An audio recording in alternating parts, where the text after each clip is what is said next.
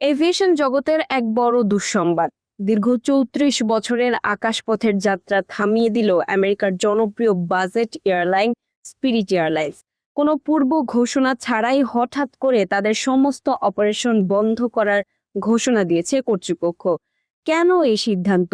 মাঝপথে আটকে পড়া হাজারো যাত্রীরই বা কি হবে? বিস্তারিত থাকছে এনিস চৌধুরীর রিপোর্ট।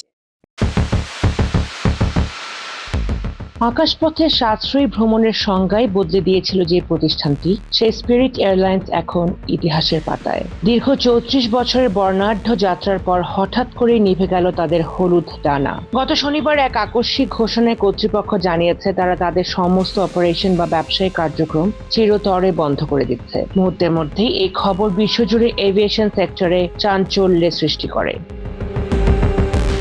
কিন্তু কেন এই করুণ পরিণতি? বিশেষজ্ঞরা বলছেন এটি একদিনের ফলাফল নয়। গত কয়েক বছর ধরেই চরম আর্থিক লোকসানে ভুগছিল স্পিরিট। বিশেষ করে জেট ব্লুর সাথে $3.8 বিলিয়ন মার্জার বা একীভূত হওয়ার চুক্তিটি আদালত আটকে দেওয়ার পর থেকেই পতনের কাউন্টডাউন শুরু হয়। এরপর ক্রমবর্ধমান জ্বালানি তেলের দাম আর ঋণের পাহাড় তাদের দেয়ালে পিঠ ঠেকিয়ে দেয়। শেষ মুহূর্তে সরকারি বেইল আউট বা বড় কোনো বিনিয়োগ না মেলায় অপারেশন বন্ধ করা ছাড়া তাদের সামনে আর কোনো পথ খোলা ছিল না।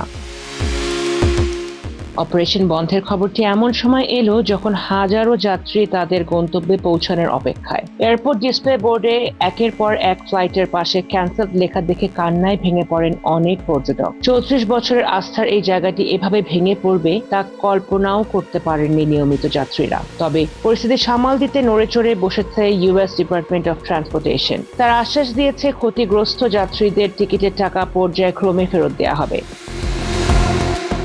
প্রতিযোগিতার এই কঠিন বাজারে স্পিরিটের বিদায় অন্যদের জন্য সুযোগ তৈরি করলেও সাধারণ যাত্রীরা হারাতে যাচ্ছে সবচেয়ে কম খরচে ওড়ার সুযোগটি। ডেল্টা এবং ইউনাইটেড এয়ারলাইন্স ইতিমধ্যেই স্পিরিটের যাত্রীদের জন্য বিশেষ ছাড়ের ঘোষণা দিয়েছে। তবে মাঝ আকাশে থাকা অবস্থায় একটি বিশাল এই প্রস্থান এভিয়েশন ইতিহাসে বিরল এক ট্র্যাজেডি হিসেবে চিহ্নিত হয়ে থাকবে।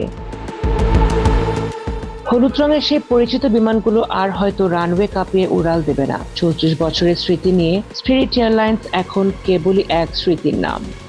আলিস চৌধুরী, আমেরিকা বাংলা।